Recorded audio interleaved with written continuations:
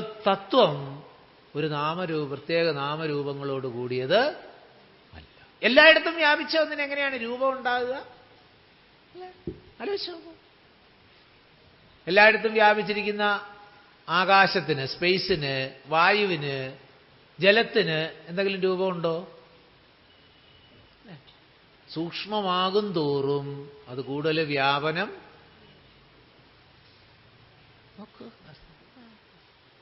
അതിൻ്റെ ഒരു പൊതു തത്വമാണ് സൂചിപ്പിച്ചത്. എന്ത്? സൂക്ഷ്മതയേറും തോറും വ്യാപന ശക്തി അഥവാ പെർവേസീവ്നെസ് കൂടുന്നു. സ്ഥൂലത കുറയുമ്പോൾ വ്യാപനത്വം കൂടും. അങ്ങനെ മനസ്സിലാക്കിയാൽ ഇൻവേഴ്സലി പ്രൊപ്പോർഷണൽ എന്ന് പറയും അരിത്മെറ്റിക്കിന്റെ ഭാഷയിൽ. ഒന്ന് കൂടുമ്പോൾ ഒന്ന് കുറയുന്നതിനെയാണ് ഇൻവേഴ്സലി എന്ന് പറയുന്നത്. അപ്പൊ സ്ഥൂലത കൂടുമ്പോൾ വ്യാപനം കുറയും. നമുക്കൊക്കെ സ്ഥൂല ശരീരമാണ്, അതുകൊണ്ട് അധികം സ്ഥലത്ത് വ്യാപിക്കാൻ കഴിയുന്നില്ല. അതേസമയത്ത് മനസ്സ് സൂക്ഷ്മമാണ്. ആ മനസ്സ് ഇവിടെ നിന്ന് തന്നെ ഇപ്പൊ എത്രയോ തവണ എല്ലാവരുടെയും മനസ്സ് വീട്ടിൽ പോയി. അവിടെ ചെല്ലുമ്പോൾ ഇനി എന്തായിരിക്കുമോ എന്തോ ഓരോ ചിന്തകൾ മനസ്സിൽ വരും. വേണോ, അൺഇൻവൈറ്റഡ് ഓർ നോട്ട്, ക്ഷണിച്ചിട്ടാണോ അല്ലയോ, ഇതാണ് മനസ്സിന്. എന്തുകൊണ്ട്? സൂക്ഷ്മമായ മനസ്സിന് എല്ലായിടത്തും വ്യാപിക്കാൻ സാധിക്കും. അതുകൊണ്ടാണ് ഹനുമാൻ സ്വാമിയുടെ മന്ത്രം പറയുമ്പോൾ നമ്മൾ പറയുന്നത് എന്ത്? മനോജപം. എന്തുവാ മനോജപം? ഇന്നലെ ഒരാൾ പറഞ്ഞു മനോജപം. അപ്പൊ നമ്മൾ പറഞ്ഞത് മനോജപമല്ല, പിന്നെ മനോജപം. എന്താ അർത്ഥം? ഞങ്ങൾ ഇതുവരെ അർത്ഥത്തെക്കുറിച്ച് ചിന്തിച്ചിട്ടില്ല, ജപിക്കാറുണ്ട്. ജപം എന്ന് പറഞ്ഞാൽ സ്പീഡ്, മനോജപം എന്ന് പറഞ്ഞാൽ മനസ്സിനെ പോലെ സ്പീഡുള്ളത്. ഹനുമാൻ സ്വാമിയുടെ സ്പീഡിനെ കുറിച്ച് പറഞ്ഞപ്പോഴാണ് പറഞ്ഞത് മനോജപം. അപ്പോൾ മനസ്സിന് ഏറ്റവും കൂടുതൽ വ്യാപന ശക്തി വരുന്നു. എന്തുകൊണ്ട്? സൂക്ഷ്മമാണ്. അപ്പൊ സൂക്ഷ്മമായ ഒന്നിന് വ്യാപന ശക്തി കൂടും. ദ മോർ ദ സട്ടിൽ, അല്ലെങ്കിൽ the subtler, the more the pervasive. Pervade ചെയ്യുന്ന പറഞ്ഞാൽ വ്യാപിക്കുക എന്ന്. സൂക്ഷ്മത ഏറും തോറും വ്യാപനം കൂടും. സംശയം ഉണ്ടെങ്കിൽ ഒരു കട്ട ഐസ് എടുത്ത് വെച്ച് നോക്കൂ. ഒരു കട്ട ഐസ് എത്ര സ്ഥലത്ത് കാണും വയ്ക്കുമ്പോൾ? വലിയ ട്രേ ആണെങ്കിൽ 1 ഇഞ്ച് കാണും, അല്ലാത്തതാണെങ്കിൽ കുറച്ചുകൂടെ ചെറുതായിരിക്കും അല്ലേ? അത് സോളിഡായിട്ടിരിക്കുമ്പോൾ, ഐസായിട്ടിരിക്കുമ്പോൾ അതിന്റെ വ്യാപനം എത്രയുണ്ട്? 1 സ്ക്വയർ ഇഞ്ച്. അത് വെള്ളമായി കഴിയുമ്പോഴോ എത്രയോ സ്ക്വയർ അടി സ്ഥലത്ത് വ്യാപിക്കുന്നു. അത് നീരാവി ആയി കഴിയുമ്പോഴോ, ഹീറ്റ് ചെയ്ത് അത്രയും വെള്ളം തിളപ്പിച്ചാലോ ഒരു വലിയ മുറി മുഴുവൻ വ്യാപിക്കുന്നു. എന്താ സംഭവിച്ചത്? ഇല്ല, സയൻസിൽ നമ്മൾ പഠിച്ചിട്ടുണ്ട് സോളിഡ്, ലിക്വിഡ്, ഗ്യാസ്. അല്ല, ഗ്യാസ് ആകുമ്പോഴത്തേക്ക് എന്ത് വരുന്നു? ഗേഷ്യസ് സ്റ്റേറ്റില് വ്യാപനം കൂടുന്നു. അപ്പൊ പൊതുവായിട്ട് തത്വം മനസ്സിലാക്കാനുള്ളത് എന്താണ്? വേദാന്തത്തിൽ പ്രസക്തമായ തത്വം അറിയേണ്ടത് സൂക്ഷ്മമാകുന്തോറും വ്യാപനം കൂടിക്കൂടി വരുന്നു. അപ്പൊ ഏറ്റവും സൂക്ഷ്മമായ ആകാശത്തിനും അസ്തിത്വം കൊടുക്കുന്ന ഭഗവത് തത്വം എത്ര സൂക്ഷ്മമായിരിക്കും എന്ന് ആലോചിച്ചോളൂ അല്ലേ? വായുവിന്റെ കുറച്ച് സൂക്ഷ്മമാണ്, പക്ഷെ അതിന്റെ സാന്നിധ്യം നമ്മൾ അറിയുന്നു. എന്താ? ഇത് അനങ്ങുമ്പോൾ എന്ത്? വായു ഉണ്ടാകുന്നു. അങ്ങനെയെങ്കിലും അറിയാൻ സാധിക്കുന്നു. ആ വായുവും ഇരിക്കുന്ന സ്പേസ്, ആകാശമോ നമ്മൾ അറിയുന്നേ ഇല്ല. അതിനേക്കാളും സൂക്ഷ്മമായ ഭഗവത് തത്വം, അഥവാ അതിനും അസ്തിത്വം കൊടുക്കുന്ന ഭഗവത് തത്വത്തെ അറിയാൻ സാധിക്കുന്നില്ല. അല്ലെ? പഞ്ചഭൂതങ്ങളിൽ ഏറ്റവും സൂക്ഷ്മമായതാണ് ആകാശം അഥവാ സ്പേസ്. അതിനും അസ്തിത്വം കൊടുക്കുന്നതാണ് ഭഗവത് തത്വം. അതിനെ, ഏറ്റവും സൂക്ഷ്മമായതിനെ സ്ഥൂലബുദ്ധികൾക്ക് അറിയാൻ സാധിക്കുന്നില്ല. അതാണ് ഇവിടെ സൂചിപ്പിച്ചത്.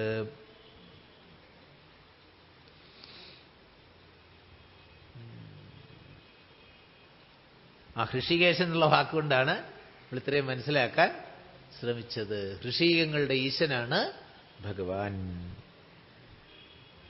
പിന്നെ കഥകളൊക്കെ പറഞ്ഞു, ഈ അവിടെ തപസ് ചെയ്യുന്ന കാര്യമൊക്കെ പറഞ്ഞു. അവസാനം എന്നിട്ട് പറഞ്ഞു എന്ത് വേണം? ഭഗവാന്റെ മിഷൻ, ദൗത്യം എന്തായിരുന്നു അതെല്ലാം തീർത്തു. അത് കഴിഞ്ഞപ്പോൾ പറഞ്ഞു എന്ത്? അന്ന് കണ്ടിടാൻ തമ്മിൽ, എന്നാൽ എന്നുടെ തേജസ് അന്യൂനം ദാശരഥി തന്നിലാക്കിയിടുക നീ. അല്ലെ? ഒടുവിലത്തെ ദൗത്യം എന്താ പറഞ്ഞത്? ഈ തേജസ്സിന്റെ ബാക്കിയുള്ളത് ആ ഭഗവാനിൽ കൊടുത്തിട്ട് തപസ്സിന് പോയിക്കോളൂ. അങ്ങനെ പറഞ്ഞു. അതുകൊണ്ട് എന്ത് വേണം? എങ്കലുള്ള ഒരു മഹാവൈഷ്ണവ തേജസ്സെല്ലാം നിങ്കലാക്കിയിടുവാനായി തന്നിതു ശരാസനം. അപ്പൊ ഈ വില്ലിന്റെ സ്റ്റോറിയൊക്കെ ഡ്രാമ കളിച്ചത് എന്തിനു വേണ്ടിയിട്ടായിരുന്നു? എങ്കലുള്ള ഒരു മഹാവൈഷ്ണവ തേജസ്സെല്ലാം നിങ്കലാക്കിയിടുവാനായി തന്നിതു ശരാസനം. ഇല്ലേ? അത് കയ്യിലെടുക്കുന്നതോട് കൂടിയിട്ട് ചൈതന്യം മുഴുവൻ നിനക്ക് തരുന്നു. ബ്രഹ്മാദിദേവകളാൽ പ്രാർത്ഥിക്കപ്പെട്ടുള്ള ഒരു ധർമ്മങ്ങൾ മായാബലം കൊണ്ട് സാധിപ്പിക്ക നീ. സാക്ഷാൽ ശ്രീനാരായണൻ താനല്ലോ ഭവാൻ, ജഗൽ സാക്ഷിയായിടും വിഷ്ണു ഭഗവാൻ ജഗന്മയൻ. ഇന്നിപ്പോൾ സഫലമായി വന്നിതു മമ ജന്മം, മുന്നം ചെയ്തോരു തപസ്സാഫല്യമെല്ലാം വന്നു. ബ്രഹ്മമുഖ്യന്മാരാലും കണ്ടു കിട്ടിയിടാതൊരു നിർമ്മലമായ രൂപം കാണായി വന്നതു മൂലം ധന്യനായി കൃതാർത്ഥനായി സ്വസ്ഥനായി വന്നേനല്ലോ. നിന്നുടെ രൂപമുള്ളിൽ സന്തതം വസിക്കേണം. ഭഗവാനെ കണ്ടതോടുകൂടി അഥവാ ഭഗവത് തത്വത്തെ അറിയുന്നതോടുകൂടി എന്തൊക്കെയാ സാധിച്ചത്? ധന്യോസ്മി, അനുഗ്രഹീതോസ്മി, കൃതാർത്ഥോസ്മി. ആരാരോട് പറഞ്ഞു? പരീക്ഷിത് മഹാരാജാവ് ശ്രീശുക ബ്രഹ്മർഷിയോട് പറയുന്ന ഭാഗം നമുക്ക് 12ാമത്തെ സ്കന്ധത്തിലെ 6ാമത്തെ അധ്യായത്തില് 5ാമത്തെ അധ്യായത്തിലാണ് ബ്രഹ്മോപദേശം. 6ാമത്തെ അധ്യായത്തിൽ പരീക്ഷിത് മഹാരാജാവ് ശ്രീശുക ബ്രഹ്മർഷിയോട് പറയുന്നത് എന്ത്? ധന്യോസ്മി, കൃതാർത്ഥോസ്മി. ധന്യനായി, കൃതാർത്ഥനായി, സ്വസ്ഥനായി വന്നേനല്ലോ. എന്തോ സ്വസ്ഥൻ എന്ന് പറഞ്ഞാല് നമ്മൾ സാധാരണ വീട്ടിലൊക്കെ പറയാറില്ല വല്ലപ്പോഴും, സ്വസ്ഥമായിട്ടൊന്നും ഇരിക്കാനും സമ്മതിക്കുകയില്ല, അല്ലെ? വല്ലാത്ത ഒരു അസ്വസ്ഥത. പക്ഷെ ആ വാക്കിന്റെ അർത്ഥം അറിയാൻ വയ്യ, നമ്മൾ പ്രയോഗിക്കാറുണ്ട് ധാരാളം, ഇല്ലേ? സ്വസ്ഥൻ. സ്ഥൻ എന്ന് സൂചിപ്പിക്കുന്നത് അവിടെ ഇരിക്കുന്നവൻ എന്നർത്ഥം. ചെയറസ്ഥൻ എന്ന് പറഞ്ഞാൽ എന്താണ്? ചെയറിൽ ഇരിക്കുന്നവൻ. അപ്പൊ സ്വസ്ഥൻ എന്ന് പറഞ്ഞാലോ സ്വത്തിലിരിക്കുന്നവൻ. സ്വത്തിലല്ല, പിന്നെ സ്വത്തിൽ, തന്റെ ആത്മാവിൽ. അപ്പൊ സ്വസ്ഥത എന്ന് പറഞ്ഞാൽ എന്താ അർത്ഥം? ഞാൻ എന്നിൽ തന്നെ ഇരിക്കുന്ന അവസ്ഥയ്ക്കാണ് സ്വസ്ഥത എന്ന് പറയുന്നത്. അതിൽ നിന്ന് മാറുമ്പോഴത്തെ അവസ്ഥയാണ് ഒരാകൂടെ ചേർക്കും അസ്വസ്ഥത. വളരെ സമൃദ്ധമായിട്ട് നമ്മൾ ഉപയോഗിക്കുന്ന സ്വസ്ഥത, അസ്വസ്ഥത. ഇപ്പൊ സ്വസ്ഥനായെന്ന് ഭഗവാൻ പറഞ്ഞത് എന്തുകൊണ്ടാണ്? ഇതുവരെ എനിക്ക് പല ഡൈവേർഷൻസ് ഉണ്ടായിരുന്നു, അല്ലേ? പല ദൗത്യം, അത് ചെയ്യാനുണ്ട്, ഇത് ചെയ്യാനുണ്ട് എന്ന് പറഞ്ഞിട്ട് ഇങ്ങനെ പലതും ചെയ്തു നടന്നപ്പോൾ ഞാൻ സ്വസ്ഥനായിരുന്നില്ല. കാരണം എന്തുകൊണ്ട്? എന്റെ മനോധ്യാദികളെ ഏകാഗ്രമാക്കി ആത്മഭാവത്തിൽ ഉറപ്പിക്കാൻ എനിക്ക് കഴിഞ്ഞിരുന്നില്ല. ഇപ്പോൾ എന്റെ ദൗത്യമെല്ലാം തീർന്നു, അല്ലേ? കർമ്മോപാധിയെ ഭഗവാന് സമർപ്പിച്ചു. വില്ല് കൊടുത്തു എന്ന് പറയുമ്പോൾ എന്താ സൂചിപ്പിക്കുന്നത്? അല്ലേ? കർമ്മ ഉപാധിയെ. ഈ കർമ്മ ഉപാധി എപ്പോഴാണ് സമർപ്പിക്കാൻ കഴിയുക? കർമ്മം പൂർണ്ണമായിട്ട് തീർന്നു കഴിയുമ്പോഴാണ്. അതിനെയാണ് ശാസ്ത്രത്തിൽ നൈഷ്കർമ്മ്യം എന്ന് സൂചിപ്പിക്കുന്നത്. കർമ്മം, അകർമ്മം, വികർമ്മം, നൈഷ്കർമ്മ്യം, ഇങ്ങനെ മൂന്നുണ്ട്. കർമ്മം എന്ന് പറഞ്ഞാൽ വിധിച്ച കർമ്മങ്ങളെ ചെയ്യുക. വികർമ്മം എന്ന് പറഞ്ഞാൽ വിരുദ്ധ കർമ്മങ്ങളെ ചെയ്യുക. അകർമ്മം എന്ന് പറഞ്ഞാൽ ഒരു കർമ്മവും ചെയ്യാതിരിക്കുക. നൈഷ്കർമ്മ്യം ഒരു കർമ്മവും ചെയ്യാനില്ല എന്ന അവസ്ഥയിൽ എത്തിച്ചേരുക എന്ന്. അപ്പൊ അകർമ്മവും നൈഷ്കർമ്മ്യവും തമ്മിൽ തിരിച്ചറിയണേ. നമുക്കൊക്കെ വീട്ടിൽ വല്ലപ്പോഴും ഉണ്ടാകാറുള്ളത് എന്താണ്?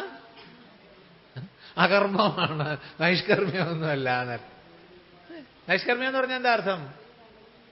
ആഗ്രഹപ്രേരിതമായിട്ടാണ് സാധാരണ. ഇന്നലെ നമ്മൾ അതിന്റെ അനാറ്റമിയൊക്കെ പറഞ്ഞു, അല്ലേ? വാസനയിൽ അജ്ഞാനം, അജ്ഞാനത്തിൽ നിന്ന് വാസന, വാസനയിൽ നിന്ന് ആഗ്രഹം, ആഗ്രഹത്തിൽ നിന്ന് സങ്കല്പം, സങ്കല്പങ്ങളിൽ നിന്ന് കർമ്മം, കർമ്മം പിന്നെ വീണ്ടും വാസനയായി വരുന്നതൊക്കെ നമ്മൾ കണ്ടു എന്നർത്ഥം.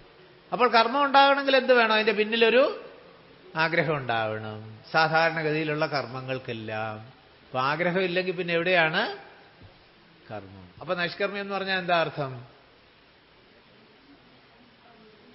ഭിക്ഷഗീതയിൽ പറയും അല്ലേ, ആശാഹി പരമം ദുഃഖം നൈരാശ്യം. ഇവിടെ നൈരാശ്യം എന്ന് പറഞ്ഞാൽ എന്താണ്? ആശയൊന്നുമില്ലാത്ത അവസ്ഥ. ആഗ്രഹങ്ങളൊന്നുമില്ല, പിന്നെന്താ കർമ്മം ചെയ്യേണ്ടത്? ഒരു കർമ്മം ചെയ്യാനില്ല. അപ്പോൾ കർമ്മവാസനകൾ പൂർണ്ണമായിട്ട് ഒടുങ്ങി ഇനി എനിക്കൊന്നും ചെയ്യാനില്ല എന്ന അവസ്ഥയിലെത്തുന്നതിനെയാണ് നൈഷ്കർമ്മ്യം. നന്നായിട്ട് മനസ്സിലാക്കണേ ആ വാക്ക്. വലിയ ഒരു ഒരു ഒരു എന്താ പറയുക, സാങ്ക്ടിറ്റി. സാങ്ക്ടിറ്റി എന്താ പറയുക? പവിത്രതയുള്ള ഒരു വാക്കാണ്. നന്നായിട്ട് മനസ്സിലാക്കൂ നൈഷ്കർമ്മ്യം. സന്യാസത്തിന്റെ മറ്റൊരു പേരാണ് നൈഷ്കർമ്മ്യം. സന്യാസം സമ്യജ്ഞാസം, വിധിപ്രകാരം എല്ലാത്തിനെയും ഉപേക്ഷിച്ച. ഭക്തന്റെ ഭാഷയിൽ ഭഗവാന് സമർപ്പിച്ചു കഴിഞ്ഞത്, ജ്ഞാനിയുടെ ഭാഷയിൽ ഉപേക്ഷിച്ചത്. പൂർണ്ണമായിട്ട് ഇനിയൊന്നും എനിക്ക് ബഹുജന്മാർജിത കർമ്മമശേഷം തിരുമുൽക്കാഴ്ച നിനക്കിഹ വെച്ചേൻ, ജനിമരണങ്ങൾ എനിക്കിനി വേണ്ട. ഇതുകൊണ്ട് ഈ ജനിമരണങ്ങൾ ആഗ്രഹിക്കുന്നതിന് വേണ്ടിയിട്ടാണ്. വീണ്ടും വീണ്ടും ഈ കർമ്മചക്രത്തിലേക്ക് വീഴാൻ വേണ്ടിയിട്ടാണ്. ഇനി എനിക്കൊന്നും ചെയ്യാൻ ഇല്ല. ബഹുജന്മാർജിത കർമ്മം ശേഷം തിരുമുൽക്കാഴ്ച വെച്ചു കഴിഞ്ഞു. ഈ ഭാവത്തിലെത്തണം. കൗതുകമൊന്നിലുമില്ലിനി മഹതാം ഭഗവത് ഭക്തന്മാരോടുകൂടി ഭഗവത് ഗുണകഥന ശ്രവണങ്ങൾ ഒഴിഞ്ഞൊരു നേരം നാരായണ ജയ. മറ്റുള്ള ഇതിലെ കൗതുകമൊക്കെ എനിക്ക് പോയി. ഇപ്പൊ ഒരേ ഒരു കൗതുകം മാത്രമേ ഉള്ളൂ. എന്ത്? ഭഗവത് ഭക്തന്മാരോട് കൂടി ചേർന്നിരുന്ന് തത്ചിന്തനം തത്കഥനം അന്യോന്യം തത് പ്രബോധനം മാത്രമുള്ള സത്സംഗത്തിൽ മാത്രമാണ് എനിക്ക് താല്പര്യം. ഈ ഒരു ഭാവത്തിൽ എത്തുന്നതിനെയാണ് നൈഷ്കർമ്മ്യം. ഈ സ്വസ്ഥത എന്നുള്ളതിന്റെ വിശാലമായ അർത്ഥത്തിൽ എന്തിനെ സൂചിപ്പിക്കുന്നു? നൈഷ്കർമ്മ്യം. എന്തെങ്കിലും ചെയ്യാനുണ്ട് എന്നുള്ളത് നമ്മുടെ ഉള്ളിൽ അവശേഷിക്കുന്നെങ്കിൽ പിന്നെ സ്വസ്ഥത ഉണ്ടാവില്ല എന്നല്ലേ. മെഡിറ്റേഷനൊക്കെ തയ്യാറായിരുന്ന് നാമം ജപിച്ച് ഒരുവിധം മനസ്സിനെയൊക്കെ ഒന്ന് നിയന്ത്രിച്ച് വന്നു കഴിഞ്ഞപ്പോഴാണ് പെട്ടെന്ന് ഓർത്തത്, നാളെ സപ്താഹത്തിന് കൊണ്ടുപോകാനുള്ള പലക എടുത്തു വെച്ചില്ലല്ലോ, മറന്നുപോകും. ഉടനെ എഴുന്നേറ്റ് ഓടി. എന്ത്? പിന്നെ വന്നിരുന്ന് നാരായണ നാരായണൊക്കെ ജപിച്ച് ഒരു അതേ വിരിക്കാനുള്ള ഒരു ഷീറ്റ് എടുത്ത് വെക്കണമെന്ന് വിചാരിച്ചു, അത് മറന്നുപോയി. ഉടനെ എഴുന്നേറ്റ് പോയി അതും എടുത്തുകൊണ്ടുപോയി. എന്താ സൂചിപ്പിച്ചത്? ഇത് ഇന്നലത്തെ അനുഭവമാണ് പറയുന്നത്, വെറുതെ അല്ലാന്ന്. എന്തെങ്കിലുമൊക്കെ ചെയ്യാനുണ്ട് എന്ന തോന്നൽ നമ്മുടെ ഉള്ളിലുണ്ടെങ്കിൽ ഒരിക്കലും നമുക്ക് സ്വസ്ഥനാവാൻ പറ്റില്ല. അപ്പോൾ സ്വസ്ഥത സാധിക്കുന്നത് എപ്പോഴാണ്? നൈഷ്കർമ്മ്യഭാവം. അപ്പൊ സ്വസ്ഥത എന്നുള്ളതിന്റെ വലിയ ഒരു അർത്ഥത്തെ എങ്ങനെ കാണാം? സ്വസ്ഥത സമം നോക്കൂ, പുതിയ പുതിയ ഫോർമുലകൾ നമുക്ക് ഭഗവാൻ തന്ന് അനുഗ്രഹിക്കുന്നു. ഇത് നമ്മളിങ്ങനെ ചിന്തിച്ചിട്ടുള്ളതൊന്നുമല്ല, ഇതിങ്ങനെ ഇപ്പൊ സ്വസ്ഥനായി ചമഞ്ഞേനല്ലോ എന്ന് പറഞ്ഞാൽ ഒന്നേനല്ലോ എന്ന് പറഞ്ഞാൽ എന്താണ്? എനിക്ക് ഭഗവത് ജ്ഞാനപ്രാപ്തി ഉണ്ടായി, ഞാനിതാ നൈഷ്കർമ്മ്യഭാവത്തിൽ എത്തിയിരിക്കുന്നു. നിന്നുടെ രൂപമുള്ളിൽ സന്തതം ഭവിക്കണം, അജ്ഞാനോത്ഭവങ്ങളാൻ ജന്മാതിഷഡ്ഭാവങ്ങൾ സുജ്ഞാന സ്വരൂപനാം നിങ്കലില്ലല്ലോ പോറ്റി. അജ്ഞാന ഉദ്ഭവങ്ങളായ ജന്മാതിഷഡ്ഭാവങ്ങൾ നേരത്തെ പറഞ്ഞ ഓർമ്മയുണ്ടല്ലോ. എന്താണ് ജന്മാദികൾ പറഞ്ഞപ്പോ പറഞ്ഞു? ജന്മാതിഷഡ്ഭാവങ്ങൾ എന്തൊക്കെയായിരുന്നു? സംസ്കൃതത്തില്, ഇംഗ്ലീഷില്, മലയാളത്തില് മൂന്നെണ്ണം പറഞ്ഞു. ഓർമ്മയുണ്ടോ? അതാണ് കുഴപ്പം. ഈ മൂന്ന് ഭാഷ പറഞ്ഞ എങ്ങനെയാ ഞങ്ങൾ ഇതൊക്കെ ഓർത്തിരിക്കുന്നത്? ഒരു ഭാഷയെ പറഞ്ഞിരുന്നെങ്കിൽ ഞങ്ങളിപ്പം മണി പോലെ ഉത്തരം പറഞ്ഞ. എന്തൊക്കെയായിരുന്നു? മലയാളത്തിൽ പറയാം അല്ലേ? ജനിച്ചു, വളരുന്നു, അസുഖം ബാധിക്കുന്നു, ചീഞ്ഞളിയുന്നു, നശിക്കുന്നു. അസ്ഥി ജായതേ വർദ്ധതേ വിപരിണമതേ അപക്ഷീയതേ നശ്യതി. Birth, existence, growth, disease, decay, death. വീണ്ടും മൂന്ന് ഭാഷ പറഞ്ഞു. ഇനിയും കേട്ടില്ല എന്ന് പറയരുത് എന്നർത്ഥം. ഈ 6 എണ്ണത്തിനെയാണ് ഇവിടെ സൂചിപ്പിക്കുന്നത്. ഷഡ്ഭാവങ്ങൾ എന്ന് പറഞ്ഞാൽ 6 ഭാവങ്ങൾ. ഷഡ്പദമൊക്കെ നമ്മൾ പഠിച്ചിട്ടുണ്ട്, 6 എന്നർത്ഥം. അപ്പൊ ഷഡ്ഭാവങ്ങൾ എന്ന് പറഞ്ഞാൽ എന്താണ്? ജന്മാദി ഷഡ്ഭാവങ്ങൾ എന്ന് പറഞ്ഞാൽ ജനനം മുതൽ മരണം വരെയുള്ള അതിനിടയ്ക്കുള്ള 4 ഭാവങ്ങളെയും കൂടി ചേർത്താണ്. പ്രപഞ്ചത്തിൽ ഉണ്ടാകുന്ന എല്ലാറ്റിനും ഈ 6 ഭാവങ്ങൾ ഉണ്ടാവും, ഒഴിവാക്കാൻ പറ്റുന്നതല്ല. പിന്നെ ആർക്കാ ഇതില്ലാത്തത്? സുജ്ഞാനസ്വരൂപനാം നിങ്കലില്ലല്ലോ പോറ്റി. ജ്ഞാനസ്വരൂപനായ ഭഗവാൻ ഇത് ഇല്ല. ഭഗവാൻ ജന്മം എടുക്കുമ്പോഴും ഭഗവാനെ അജന്ന് വിശേഷിപ്പിക്കുന്നു, അല്ലേ? രാവിലെ നമ്മൾ കണ്ടു. ജന്മം എടുത്ത ഭഗവാനോട് പറയാണ്, എന്ത് പറയുന്നു? ഭഗവാൻ ജനിച്ചിട്ടില്ല എന്ന് പറയുന്നു. അപ്പൊ എന്താ അർത്ഥം? നമ്മളൊക്കെ കർമ്മപ്രേരിതരായിട്ടാണ് ജന്മമെടുക്കുന്നതെങ്കിൽ ഭഗവാൻ ജന്മമെടുക്കുന്നത്, സഹസ്രനാമത്തിന്റെ ഒടുവിലത്തെ വാക്കെന്താണ്? ആത്മയോനി സ്വയം ജാതോ വൈഖാന സാമഗായന. ഭഗവാൻ ആത്മയോനിയാണ്, സ്വയം ജാതനാണ്. ഭഗവാന് പ്രത്യേക ഒരു യോനി ആവശ്യമില്ല. പിന്നെ ദേവകിയുടെ യോനിയൊക്കെ പേരിന് കാണിച്ചു കൊടുത്തത് എന്തിനു വേണ്ടിയിട്ടാണ്? ദേവകിയെ അനുഗ്രഹിക്കാൻ വേണ്ടിയിട്ട്. ഭഗവാന്റെ അവതാരത്തിന് കൗസല്യയുടെയും ദേവകിയുടെയും ഒന്നും യോനിയൊന്നും ആവശ്യമില്ല. ഭഗവാൻ ആത്മയോനിയാണ്, സ്വയം ജാതനാണ്. അതുകൊണ്ടാണ് ഈ അവതാരങ്ങളെയൊക്കെ ജന്മാദി ഷഡ്ഭാവങ്ങൾ ഇല്ല എന്ന് വിശേഷിപ്പിക്കുന്നത്. കാരണം നമ്മുടെയൊക്കെ ജന്മാദികളുമായിട്ട് താരതമ്യപ്പെടുത്തുമ്പോൾ ഭഗവാന്റെ ഒന്നും ഒരു പ്രത്യേക ഇതിനു വേണ്ടിയിട്ട് മോട്ടിവേറ്റഡ് ആയിട്ടല്ല, വാസനാ പ്രേരിതമായിട്ട് അല്ല എന്ന് സൂചിപ്പിക്കുന്നു. സമയം വൈകുന്നു. നിർവികാരാത്മാപരിപൂർണനായിരിപ്പോര് നിർവാണപ്രദനല്ലോ നിന്തിരുവടി പാർത്താൽ. നിർവികാരാത്മാ പരിപൂർണൻ എന്ന് പറഞ്ഞ എന്താ അർത്ഥം?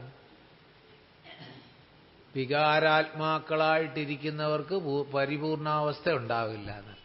എന്താ വികാരം? നേരത്തെ മലയാളത്തിൽ പറഞ്ഞു വികാരമല്ല, പിന്നെ രൂപാന്തരം, ഭാവമാറ്റത്തെയാണ് വികാരം എന്ന് സൂചിപ്പിക്കുക. അപ്പൊ നിർവികാരം എന്ന് പറഞ്ഞാലോ ഒരു തരത്തിലും ഒരിക്കലും മാറാത്ത ചൈതന്യമാണ്. ത്രികാല അബാധിതം, കാലത്രയത്തിലോ അവസ്ഥാത്രയത്തിലോ യാതൊരു മാറ്റവുമില്ലാതെ നിൽക്കുന്നു. എങ്ങനെയാണ്? നിർവാണപ്രദനല്ലോ നിന്തിരുവടി പാർത്താൽ. നിർവാണം എന്ന് പറഞ്ഞാൽ മോക്ഷം. യേഷാ ബ്രാഹ്മീ സ്ഥിതി പാർത്ഥ നൈനാം പ്രാപ്യ വിമുഹ്യതി സ്ഥിത്വാസ്യാം അന്ധകാലേപി ബ്രഹ്മനിർവാണമൃച്ഛതി. 2ാമത്തെ അധ്യായത്തിന്റെ അവസാനത്തെ ശ്ലോകം. ബ്രഹ്മനിർവാണം, നിർവാണം പറഞ്ഞുകൊണ്ടാണത് സൂചിപ്പിച്ചത്. ആ ബ്രഹ്മഭാവത്തിൽ എത്താൻ സാധിക്കുന്നതിനെയാണ് സൂചിപ്പിക്കുന്നത്. എങ്ങനെ? വന്യയിൽ ധൂമം പോലെ, അഗ്നിയിലെ പുക പോലെ. അഗ്നിയുടെ ഭാഗമാണ് ഈ പുക. വാരിയിൽ നുര പോലെ, സമുദ്രത്തിലെ ജലത്തിലെ ഈ നുരയും പതയും പോലെ. നിന്നുടെ മഹാമായ വൈഭവം ചിത്രം ചിത്രം. ഇതൊക്കെ വികാരം വന്നതുപോലെ തോന്നുന്നു, പക്ഷെ വാസ്തവത്തിൽ ഒരു മാറ്റവും അവിടെ സംഭവിച്ചിട്ടില്ല. പിന്നെ അത് തന്നെയാണ്. ഉദകപ്പോള പോലെ എന്ന് ഹരിനാമകീർത്തനത്തിലെ പ്രയോഗം ഓർക്കുക. യാവൽ പര്യന്തം മായാസമൃതം ലോകമോർത്താൽ താവൽ പര്യന്തം അറിയാവല്ല ഭവതത്വം. യാവത് പര്യന്തം ഏതുവരെ എന്ത്? മായാസമൃതം, മായയുടെ പിടിയിൽ നിൽക്കുന്നിടത്തോളം കാലം താവൽ പര്യന്തം അറിയാവല്ല ഭവതത്വം, അതുവരെ ഭഗവത് തത്വത്തെ അറിയാൻ സാധ്യമല്ല. എന്തുകൊണ്ട്? മായ എപ്പോഴും വിക്ഷേപ ആവരണ ശക്തികളായിട്ട് നമ്മെ പ്രലോഭിപ്പിച്ചുകൊണ്ടേയിരിക്കും. നേരത്തെ പറഞ്ഞു വിക്ഷേപം ആവരണത്തെക്കുറിച്ചൊക്കെ. വിക്ഷേപം എന്നുള്ളത് മോഹം എന്ന ശബ്ദവുമായിട്ടും, ആവരണം എന്നുള്ളത് ആവരണം എന്നുള്ളത് മോഹം എന്ന ശബ്ദവുമായിട്ടും, വിക്ഷേപം എന്നുള്ളത് മഹാമോഹവും എന്ന ശബ്ദവുമായിട്ട് ബന്ധപ്പെടുത്തി നമ്മൾ കണ്ടതാണ് രാവിലെ.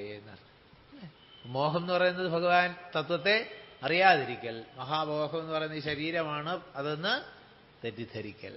അതിനെയാണ് ഇവിടെ സൂചിപ്പിച്ചിരിക്കുന്നത്. അത് ഉള്ളിടത്തോളം കാലം, ഈ ശരീരവുമായിട്ട് ചേർന്ന് നിൽക്കുന്നിടത്തോളം കാലം ഭഗവത് തത്വത്തെ അറിയാൻ കഴിയില്ല.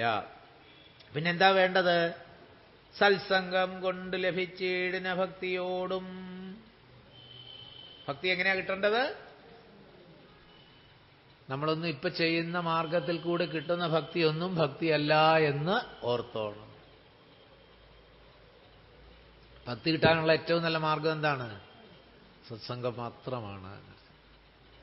ഏകാദശ സ്കന്ധത്തിൽ എത്രയോ സ്ഥലം ഭഗവാൻ ഇല്ലേ, ഒന്ന് രണ്ട് അധ്യായങ്ങൾ മുഴുവൻ സത്സംഗ മഹിമയ്ക്ക് വേണ്ടിയിട്ട് സൂചിപ്പിച്ചിരിക്കുന്നു.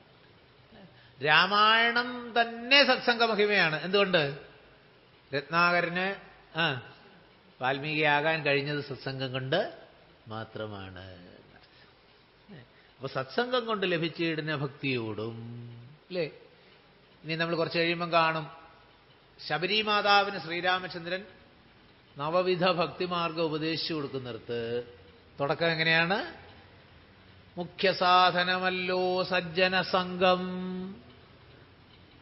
9 വിധ ഭക്തിയെക്കുറിച്ച് പറഞ്ഞു കൊടുക്കുമ്പോൾ എന്താ പറയുന്നത്? മുഖ്യ സാധനമല്ലോ. അപ്പൊ നമ്പർ 1 ആയിട്ട് പറഞ്ഞത് എന്താണ്? ക്ഷത്രത്തിൽ പോകലല്ല, പൂജ ചെയ്യലല്ല, നാമം ജപിക്കലല്ല, തീർത്ഥാടനമല്ല, വ്രതാനുഷ്ഠാനമല്ല, കഥ കീർത്തിക്കലല്ല. പിന്നെന്താ പറഞ്ഞത്? മുഖ്യ സാധനം, ഫസ്റ്റ് ആൻഡ് ഫോർമോസ്റ്റ് എന്തായിട്ടാ പറഞ്ഞത്? സജ്ജനസംഘം. ഗേയം ഗീതാനാമസഹസ്രം ധ്യേയം ശ്രീപതി രൂപമജസ്രം. ഇതിന്റെ കൂടെ എന്ത് വേണം? മനസ്സ് സത്സംഗത്തിൽ ഉറപ്പിക്കണം. കപിലോപദേശത്തിൽ സൂചിപ്പിക്കുന്ന ഇതാണ്. അത് ഭട്ടതിരിപ്പാടിന്റെ ഭാഷയെ പറയുമ്പോൾ ആ അധ്യായത്തിൽ തുടങ്ങുന്നത് തന്നെ അങ്ങനെയാണ്. മഹദനുഗമലഭ്യാ ഭക്തിയാ എന്ന് പറഞ്ഞ എന്താ അർത്ഥം? മഹാത്മാക്കളെ അനുഗമിച്ചിട്ട് കിട്ടുന്ന ഭക്തി എന്നാണ് അവിടെ സൂചിപ്പിച്ചത്. എന്ന് പറഞ്ഞാൽ എന്താണ്? സത്സംഗം കൊണ്ട് കിട്ടുന്ന ഭക്തി. അല്ലാത്ത ഭക്തിക്ക് എന്ത് തകരാറ് വരും? ശരിയായ ഡയറക്ഷനിലായിരിക്കില്ല. ജ്ഞാനമില്ലാത്ത ഭക്തി പലപ്പോഴും അർത്ഥമില്ലാത്ത ആചാരാനുഷ്ഠാനങ്ങളിലേക്ക് തരം താണു പോകും. അതുകൊണ്ടാണ് ജ്ഞാനത്തോടു കൂടിയ ഭക്തിയെ വളർത്തണം. ഭക്തിയില്ലാത്ത ജ്ഞാനം വന്നാലോ അത് വെറുതെ ശുഷ്കമായിട്ട് ജ്ഞാനാഹങ്കാരത്തിലേക്കൊക്കെ നയിക്കും. അപ്പൊ ജ്ഞാനത്തിന് ഭക്തിയും വേണം, ഭക്തിക്ക് ജ്ഞാനവും വേണം. രണ്ടും ഒരേപോലെ വേണം. സത്സംഗം, ഇതിനൊക്കെ ഏക മരുന്ന് സത്സംഗമുണ്ട് അല്ലേ. ഓട്ടൂറിന് നമ്പൂതിരിപ്പാടിന്റെ സംവാദം ഗുരുവായൂരപ്പനുമായിട്ടുള്ള നമ്മൾ പലപ്പോഴും അനുസ്മരിച്ചിട്ടുണ്ട് അല്ലേ. ഒടുവിൽ എന്താ? സത്സംഗ അല്ല, സജ്ജന സംഗതിക്കെന്തു ചെയ്യൂ കൃഷ്ണ, വായുപുരേശനെ സേവ ചെയ്യൂ അല്ലേ. എന്ത് വേണം? ഗുരുവായൂരപ്പനോട് ഇന്ന് പ്രാർത്ഥിക്കേണ്ടത് എന്താണ്? ഗുരുവായൂരപ്പ സത്സംഗത്തിന് അവസരം തന്ന് അനുഗ്രഹിക്കൂ എന്ന് പറഞ്ഞു. വേറൊന്നും പറയാതെ ഇരിക്കും.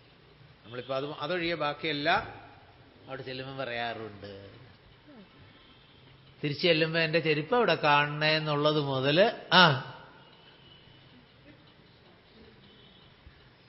വേറെ എന്തൊക്കെ പറയാമോ. ഇനി ഭഗവാനോട് പ്രാർത്ഥിക്കുന്നെങ്കിൽ എന്ത് വേണം? നേയം സജ്ജനസംഘേ ചിത്തം. സജ്ജനസംഘത്തിലായിരിക്കണം മനസ്സുറപ്പിക്കേണ്ടത്. അതിൽ നിന്ന് കിട്ടുന്ന ഭക്തി മാത്രമേ ശാശ്വതമാകുകയുള്ളൂ. അതിൽ നിന്ന് കിട്ടുന്ന ജ്ഞാനം മാത്രമേ നമ്മെ രക്ഷിക്കുകയുള്ളൂ. ത്വൽസേവാരതന്മാരാം മാനുഷർ മെല്ലെ മെല്ലെ ത്വന്മായാരചിതമാം സംസാരപാരാവാരം തന്മരേറിയിടുന്നത് കാലം കൊണ്ടേ. ത്വന്മായാരചിതമാം സംസാരപാരാവാരം, ഭഗവാന്റെ മായയാൽ വിരചിതമായ സംസാര സമുദ്രത്തെ മറുകരയേറാൻ എത്രയോ കാലം വേണം. കർമ്മങ്ങളെ കൊണ്ടൊക്കെ എന്തെങ്കിലും സാധിക്കുമെങ്കിൽ എത്രയോ ജന്മങ്ങൾ കൊണ്ടാണ് സാധിക്കുക. അതേസമയത്ത് ജ്ഞാനം നേടിയാലോ? ത്വൽജ്ഞാനപരന്മാരാ മാനുഷജനങ്ങൾക്കുള്ള അജ്ഞാനം നീക്കുവോ ഒരു സൽഗുരു ലഭിച്ചിടും. ഭക്തി അനുഷ്ഠാനങ്ങളൊക്കെ വേണ്ടതുപോലെ ചെയ്ത് ചിത്തത്തിൽ ശുദ്ധി നേടിക്കഴിഞ്ഞാൽ ആരെ കിട്ടും? സദ്ഗുരുവിനെ കിട്ടും. അപ്പൊ സദ്ഗുരുവിനെ അന്വേഷിച്ചാരും പോകണ്ട. നമ്മുടെ ഉള്ളിൽ വേണ്ടത്ര ചിത്തശുദ്ധി നേടിക്കഴിഞ്ഞാൽ നമുക്ക് അർഹതയുള്ള ഗുരു നമ്മെ തേടി വരും. ഉദാഹരണം പറയുന്നത്, വണ്ട് ഒരു പൂവും ക്ഷണിച്ചിട്ടല്ല പോകാറുള്ളത്. അത് മൊട്ടായിട്ടിരിക്കുമ്പോൾ അവിടെ നിന്നും പോയി കറങ്ങി കറങ്ങി നിൽക്കാറുമില്ല. പിന്നെ പൂവ് വിടർന്നു കഴിയുമ്പോൾ കൃത്യമായിട്ട് വണ്ട് അല്ലെങ്കിൽ ശലഭം അവിടെ എത്തിക്കൊള്ളും. പരീക്ഷിത് ആ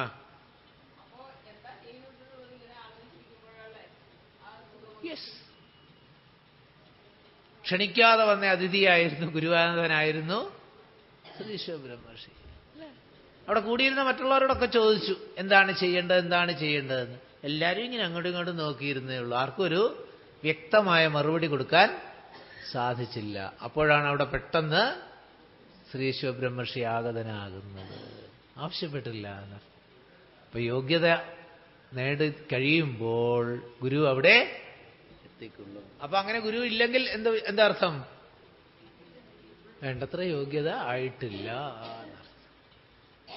എന്ന് പറഞ്ഞ് നിരാശപ്പെടാനല്ല, പിന്നെ കുറച്ചുകൂടി തീവ്രമായിട്ട് സാധന ചെയ്യൂ.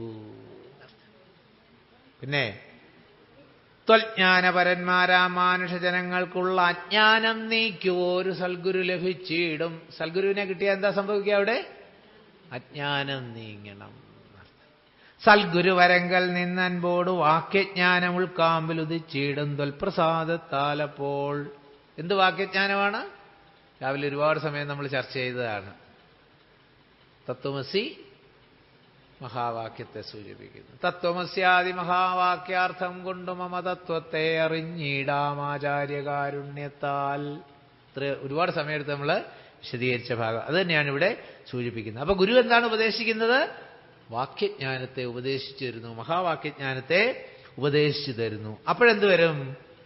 ഉൾക്കാമ്പലുദിച്ചിടും തൽപ്രസാദത്താൽ. അപ്പോൾ ഭഗവാന്റെ അനുഗ്രഹം കൊണ്ട് ഉള്ളിൽ ജ്ഞാനം ഉദിച്ചുകൊള്ളും. അപ്പോഴെന്ത് സംഭവിക്കും? കർമ്മബന്ധത്തിങ്കൽ നിന്നാശു വേർപെട്ട് ഭവ ചിന്മയപദത്തിങ്കൽ ഹന്തലയിച്ചിടും. അപ്പോൾ ഭഗവത് പദത്തിൽ ഇപ്പോൾ ലയിച്ചു ചേരുന്നതിന് തടസ്സമായിട്ട് നിൽക്കുന്നത് എന്താണ്? തിരിഞ്ഞു ചിന്തിക്കാൻ എപ്പോഴും നമ്മൾ പഠിക്കുമെന്ന്. അതേ ഓർഡറിൽ വായിച്ചിട്ട് തിരിച്ച് ചിന്തിക്കൂ. അപ്പൊ ഈ ലയിക്കുന്നതിന് ഇപ്പോൾ തടസ്സമായിട്ട് നിൽക്കുന്നത് എന്താണ്? കർമ്മബന്ധമാണ്. Simple answer. അപ്പൊ കർമ്മബന്ധത്തിങ്കൽ നിന്ന് ആശു വേർപെട്ട്, കർമ്മബന്ധത്തിൽ നിന്ന് വേർപെടണമെങ്കിൽ എന്ത് വേണം? കർമ്മങ്ങളെല്ലാം അജ്ഞാനത്തിന്റെ സന്തതികളാണെങ്കിൽ കർമ്മബന്ധത്തിൽ നിന്ന് വേർപെടണമെങ്കിൽ എന്ത് വേണം?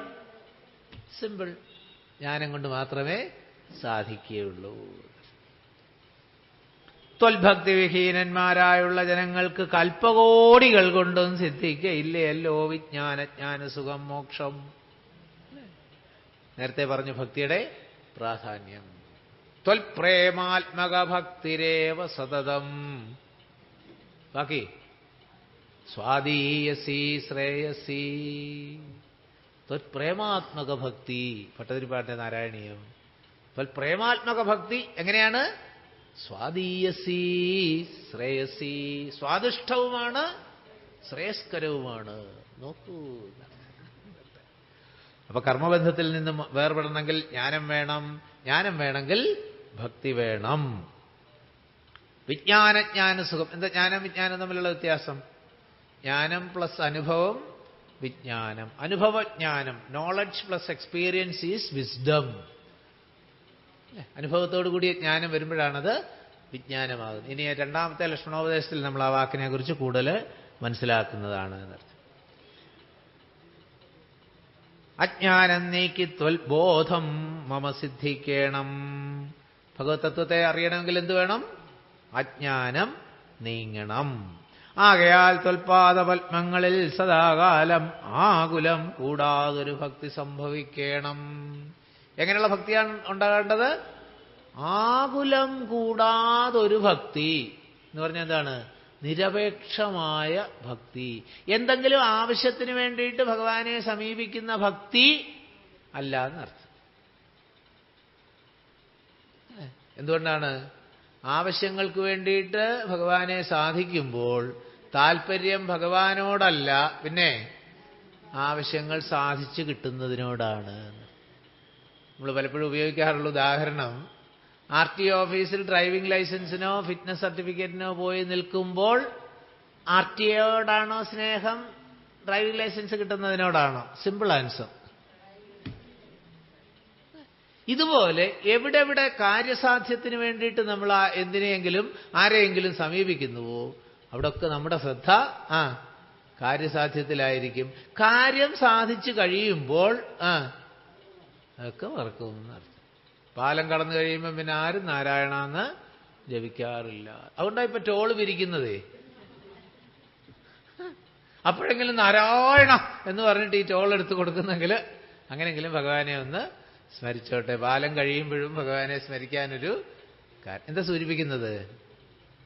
സ്വാർത്ഥ താല്പര്യത്തിന് വേണ്ടിയിട്ട് ആരെയെങ്കിലും സമീപിക്കുന്നെങ്കിൽ ആ കാര്യനിവൃത്തിക്ക് ശേഷം സാധാരണഗതിയിൽ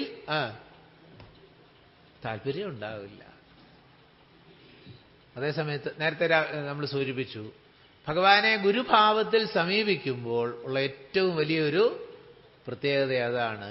ഗുരുദാസനോട് ജ്ഞാനമല്ലാതെ മറ്റൊന്നും ആവശ്യപ്പെടാൻ പാടില്ല എന്നല്ല, സാധ്യമല്ല. ധനവാന്റെ അടുത്ത് ചെന്നിട്ട് ധനം ചോദിക്കാം, ഭാഗ്യവാന്റെ അടുത്ത് ചെന്നിട്ട് കുറച്ച് ഭാഗ്യം ചോദിക്കാം. ഗുരുനാഥന്റെ അടുത്ത് എന്തുണ്ട്? ജ്ഞാനം മാത്രമേ ഉള്ളൂ, അല്ലേ? ജ്ഞാനവിജ്ഞാന സിദ്ധ്യർത്ഥം ഭിക്ഷാം ദേഹി എന്ന് പ്രാർത്ഥിക്കാം. അവിടെ വേറൊന്നും ഭുക്തിക്കുള്ള ഒന്നും ചോദിക്കാൻ സാധ്യല്ല.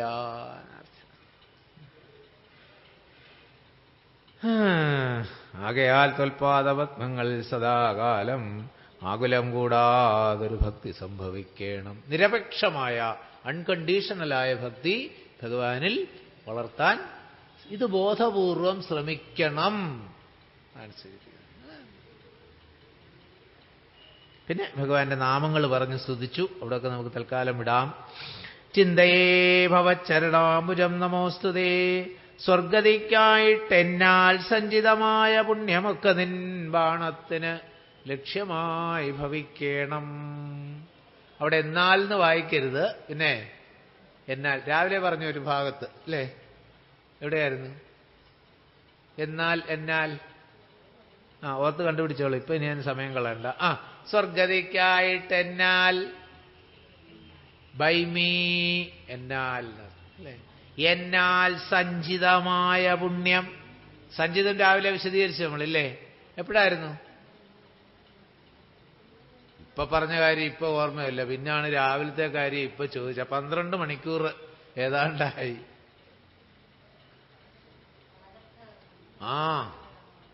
അത് കോണ്ടക്സ്റ്റ് ഏതായിരുന്നു പറയാം.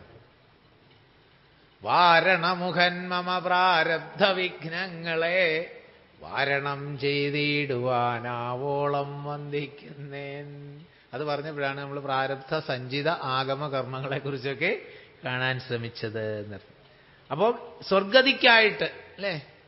ഇവിടെ സ്വർഗതിക്കെന്ന് പറഞ്ഞാൽ 2 തരത്തിൽ അതിനെ കാണാം. ഒന്ന് സ്വർഗത്തിലേക്കുള്ള പോക്കെന്ന് മനസ്സിലാക്കാം, മറ്റൊന്ന് സ്വത്തിലേക്കുള്ള പോക്കെന്ന് മനസ്സിലാക്കാം.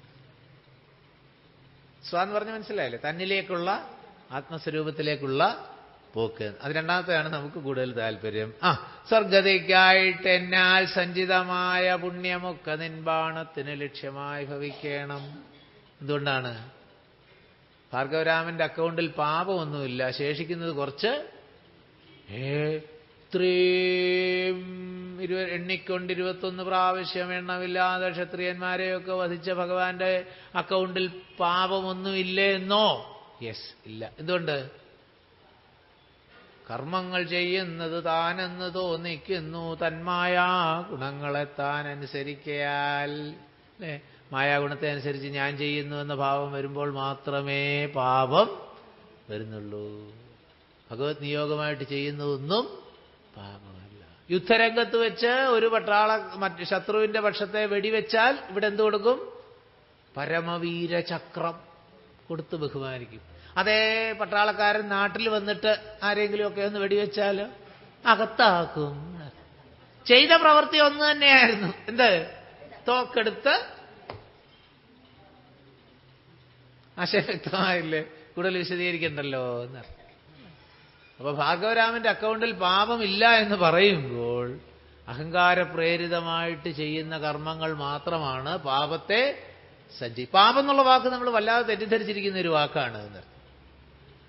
അപ്പൊ പാപം എന്നുള്ളതിനെ കുറിച്ച് രാവിലെ നമ്മൾ സൂചിപ്പിച്ചു.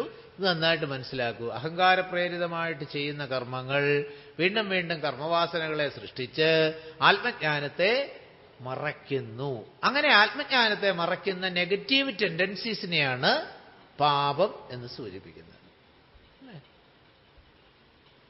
അനിച്ഛന്നതി നേരത്തെ സൂചിപ്പിച്ചാണ്. അനിച്ഛന്നവി എങ്ങനെയാണ് ഈ പാപം ചെയ്യുന്നത് എന്ന് അർജുനന്റെ ചോദ്യം. അപ്പൊ ഇവിടെ എന്താ പറഞ്ഞത്?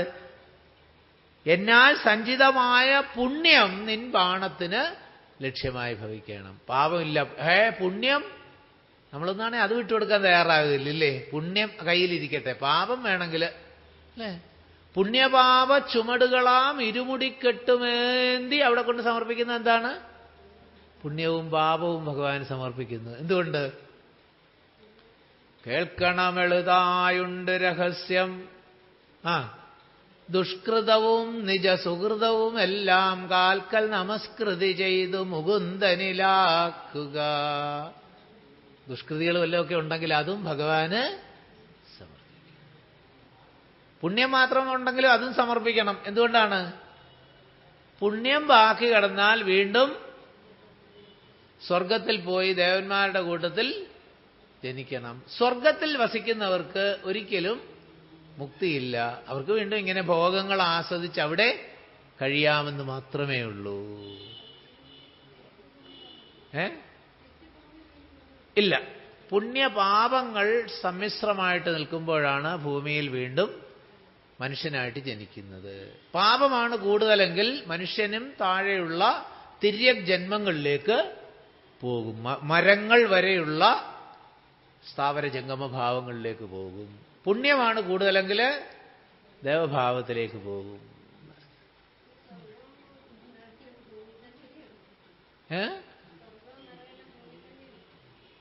അത് നമുക്ക് വിശദീകരിക്കാം, നാളെ അവസരം വരുന്നത്. സ്വർഗപുണ്യങ്ങൾ ഇവിടെ സൂചിപ്പിക്കുന്നത് പുണ്യം അക്കൗണ്ടിലുണ്ടെങ്കിൽ വീണ്ടും ദേവലോകത്തേക്ക് പോകണം, സ്വർഗലോകത്തിലേക്ക് പോകണം. അപ്പൊ ഇവിടെ ഭഗവാൻ ഉദ്ദേശിച്ച സ്വർഗതിക്കായിട്ടെന്ന് പറഞ്ഞത് സ്വർഗമല്ല എന്ന് അതിൽ നിന്ന് ബോധ്യമാകുന്നു അല്ലേ? അപ്പൊ സ്വർഗത്തിന് വേണ്ടിയിട്ടാണ് പ്രാർത്ഥിച്ചിരുന്നതെങ്കിൽ എന്റെ പുണ്യം ഇല്ലാതാകട്ടെ എന്ന് പറയില്ല. അങ്ങനെ നമുക്ക് ചിന്തിച്ച് മനസ്സിലാക്കാം. അപ്പൊ ഈ പുണ്യമെല്ലാം ഇല്ലാതായി കഴിഞ്ഞാൽ പിന്നെ എനിക്ക് ജന്മമില്ലാത്ത അവസ്ഥയിലേക്ക് എത്താം. പ്ലസ് എൻട്രി ഇല്ല, മൈനസ് എൻട്രി ഇല്ല, പിന്നെ എല്ലാം തീർന്നു. അതുകൊണ്ട് എന്റെ പുണ്യമൊക്കെ നിൻ ബാണത്തിന് ലക്ഷ്യമായി ഭവിക്കണം. പിന്നെ ബാക്കി കഥകളൊക്കെ സൂചിപ്പിച്ചു. അവരവിടുന്ന് നേരെ വന്നടുക്കും.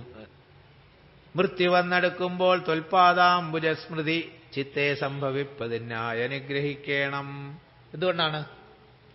ഭഗവത്ഗീതയിലെ ആ ഒരാശയം കൂടി സൂചിപ്പിച്ച് ഇന്നത്തെ പ്രഭാഷണം നമുക്ക് ഭഗവത് പാദങ്ങളിൽ സമർപ്പിക്കാം. മൃത്യു വന്നടുക്കുമ്പോൾ ത്വൽപാദാംബുജസ്മൃതി ഉണ്ടാവണം. എന്തിനു വേണ്ടിയിട്ടാണ്? അന്ധകാലേ ച മാമേവ സ്മരൻ മുക്ത്വാ കളേബരം യപ്രയാതി സമദ്ഭാവം യാതി. 8ാം അധ്യായത്തിൽ ഭഗവാൻ ഉറപ്പായിട്ട് പറഞ്ഞു, അന്ധകാലേച്ച, അവസാന കാലത്തും ആരാണോ എന്നെ സ്മരിച്ചുകൊണ്ട് ദേഹം ഉപേക്ഷിക്കുന്നത് അവരെന്റെ ഭാവത്തെ പ്രാപിക്കുന്നു. അവർക്ക് പിന്നെ ഒരിക്കലും. അതുകൊണ്ടാണ് ഇവിടെ ആവശ്യപ്പെട്ടത് മൃത്യു വന്നടുക്കുമ്പോൾ ഭഗവാന്റെ പാദങ്ങളെ, ഭഗവത് തത്വത്തെ മനോബുദ്ധ്യാദികളിൽ തെളിഞ്ഞ് പ്രകാശിക്കണേ എന്ന് പ്രാർത്ഥിച്ചുകൊണ്ട് ഭാർഗവരാമൻ തന്റെ സ്തുതിയെ ഭഗവത് പാദങ്ങളിൽ സമർപ്പിച്ചത്. അതേപോലെ നമ്മുടെ 1ാം ദിവസത്തെ യജ്ഞത്തിലെ പാരായണ പ്രഭാഷണങ്ങളും ഭഗവത് പാദങ്ങളിൽ സമർപ്പിക്കാം. രാവിലെ തന്ന കടലാസ് കയ്യിലുള്ളവരെടുത്തോളൂ, അതിൻ്റെ മറുവശം അത് പറഞ്ഞാണ് നമ്മൾ സമർപ്പിക്കുന്നത്. ഇന്ന് പാരായണം ചെയ്ത ഭാഗങ്ങളെ മുഴുവൻ പൂർണ്ണമായി ഭഗവത് പാദങ്ങളിൽ സമർപ്പിച്ചുകൊണ്ട് നല്ലതെന്തെങ്കിലും പറഞ്ഞിട്ടുണ്ടെങ്കിൽ അത് മുഴുവൻ ഗുരുനാഥന്റെ അനുഗ്രഹമാണെന്നും, അരുതാത്തത് എന്തെങ്കിലും പറഞ്ഞിട്ടുണ്ടെങ്കിൽ അത് മുഴുവൻ ഈ വ്യക്തി അഹന്തയിൽ നിന്ന് വന്നതാണ്, ക്ഷമിക്കണം എന്ന് സജ്ജനങ്ങളോട് പ്രാർത്ഥിച്ചുകൊണ്ടും ഈ പാരായണ പ്രഭാഷണങ്ങളെ ഇന്നത്തെ യജ്ഞത്തെ പൂർണ്ണമായിട്ട് പാർത്ഥസാരഥിയുടെ തൃപ്പാദങ്ങളിൽ സമർപ്പിക്കട്ടെ. വായിക്കാം, ആവർത്തിക്കാം. കായേന വാചാ മനസേന്ദ്രിയൈർവാ ശ്രീരാമചന്ദ്രചരണൗ മനസാ സ്മരാമി. ശ്രീരാമചന്ദ്രചരണൗ ശരണം പ്രപദ്യേ. ഓം പൂർണ്ണമദ പൂർണ്ണമിദം പൂർണ്ണാത് പൂർണ്ണമുദച്യതേ പൂർണ്ണസ്യ പൂർണ്ണമാദായ പൂർണ്ണമേവാവശിഷ്യതേ. ഓം ശാന്തി ശാന്തി ശാന്തി.